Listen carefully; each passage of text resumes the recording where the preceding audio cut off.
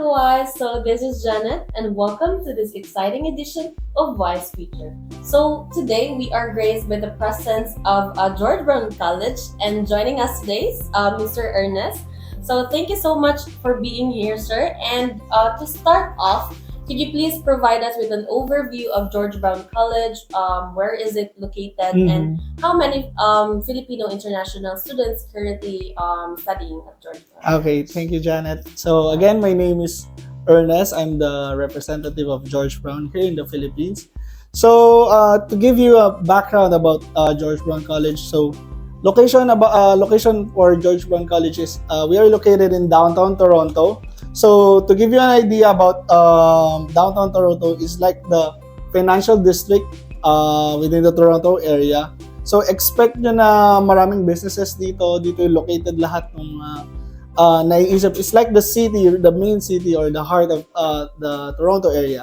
So we have three major campuses here in George Brown College. We also have our own in-campus residences. So open po yun sa lahat, especially for Filipinos. So for future students, if you want to study in George Brown College, pwede po tayo dun tumira. So yun, one of the highlights of George Brown College is the location. So it's like you're investing in a good school. So that's how I sell the school and how I promote the school. Alright, so thank you so much for that insight, sir. And as we continue, so what are the programs offered by George Brown College? So yan, isa sa mga highlight ng program sa amin, our School of Hospitality and Culinary.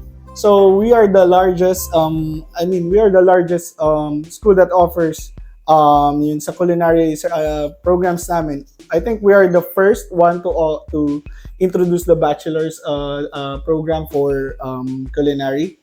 So it's like parang testament na yun na kami yung credible talaga na nag-offer ng programs about culinary. And then we have our school for health sciences also. We have yung sikat na program ngayon, and then we are promoting the personal support worker program, which is very sellable, good for Filipino students. And then what else? We have School of Business, School for Technology, Information Technology, and then we have the School for Skilled Trades.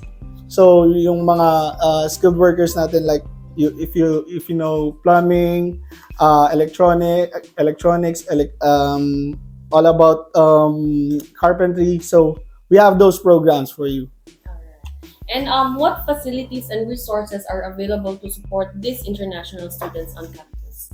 So actually, one way to support our, for example, for Filipino students, so we have in-campus jobs for our Filipino students. I'm not telling that it's exclusive for Filipino students, but for all the international students. But now we have a campaign that we hired recently. Filipina student siya. She's an architecture student. So she handles our Instagram account, pinoy.gbc. So it's like a personal vlog, yung though paano siya namumuhay doon as a student.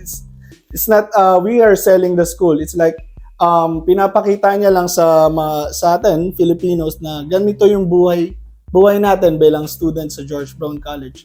So aside from that, we have centers that supports international students also. For example, if you're if you want to extend your study permit, or you want to apply for a second program, so we have RISA officers that will guide you for your extension for your study permit. So we have that services. Lastly, sir, what advice would you give to our aspiring international students? So, syempre, the way I sell this, especially my school, George Brown College, is like, yes, given that the cost of living in Toronto is, downtown Toronto specifically, is higher compared to other provinces or other places in Canada. But I always tell them that you're going in Canada to study for upscaling. So it's like, this is an investment for your future.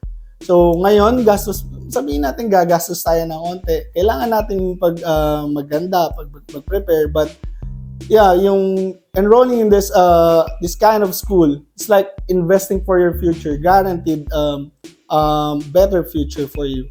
So ngayon, yes, gagastos tayo, but tomorrow, sasabihin nyo na lang sa old self nyo na thank you that nag-invest ka sa mas magandang school. And then yun, at least hindi ko naman masabi na guaranteed talaga na magiging successful kayo, but at least higher chance talaga, because this is a good investment. Yeah, so thank you so much, Sir Ernest, for giving your time with us today and for sharing such a valuable information about George Brown College. Alright. So that's it, mga kawais. So if you want to know more about George Brown College, so don't hesitate to message Wise Immigration and we will assist you right away. So thank you so much to our viewers for tuning in until the end of the session of our Wise feature. So we hope to see you next time. So if you want to know more about our school and our programs, please contact Wise Immigration. Think Visa, think Wise.